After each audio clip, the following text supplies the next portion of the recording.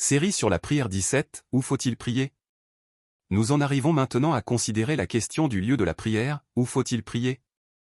Certes, cette question semble moins importante que celle du pourquoi, du qui, du à qui, du quoi, du comment et du quand de la prière. Mais mal comprise, elle peut donner lieu à de sérieuses confusions.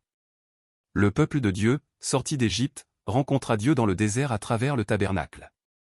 Moïse et Aaron entraient dans le lieu très saint pour entendre la voix de Dieu entre les deux chérubins au-dessus de l'arche du témoignage. Tu placeras le propitiatoire sur l'arche, et tu mettras dans l'arche le témoignage que je te donnerai. C'est là que je me rencontrerai avec toi, et du haut du propitiatoire, entre les deux chérubins placés sur l'arche du témoignage, je te parlerai de tout ce que je t'ordonnerai pour les enfants d'Israël. Lorsque Moïse entrait dans la tente d'assignation pour parler avec l'Éternel, il entendait la voix qui lui parlait d'entre les deux chérubins placés sur l'arche du témoignage, au-dessus du propitiatoire. Avec le temps, le temple a remplacé le tabernacle mobile. Le peuple d'Israël, désormais une nation, voulait un lieu fixe. Dieu dit à David que ce serait son fils Salomon qui bâtirait le temple. Et Salomon, une fois le temple achevé, fit une prière solennelle dans ce lieu. Lorsqu'un homme aura péché contre son prochain, et qu'on l'obligera à jurer, s'il vient jurer devant ton autel dans cette maison, écoute-le du ciel, agis et juge tes serviteurs. Si ton peuple, Israël, est battu par l'ennemi parce qu'il a péché contre toi, et qu'il revient à toi en confessant ton nom, en priant et en t'adressant des supplications dans cette maison, exauce-les du ciel, pardonne le péché de ton peuple, et fais-les retourner dans le pays que tu as donné à leur père. Salomon demanda à Dieu d'écouter les prières faites dans le temple ou en direction du temple.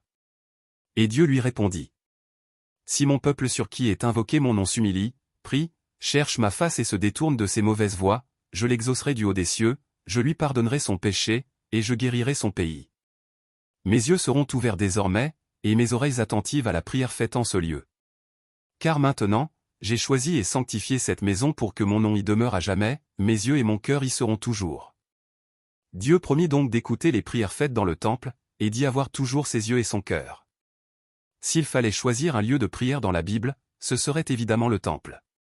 Et s'il n'était pas possible d'y prier, alors il fallait prier en sa direction.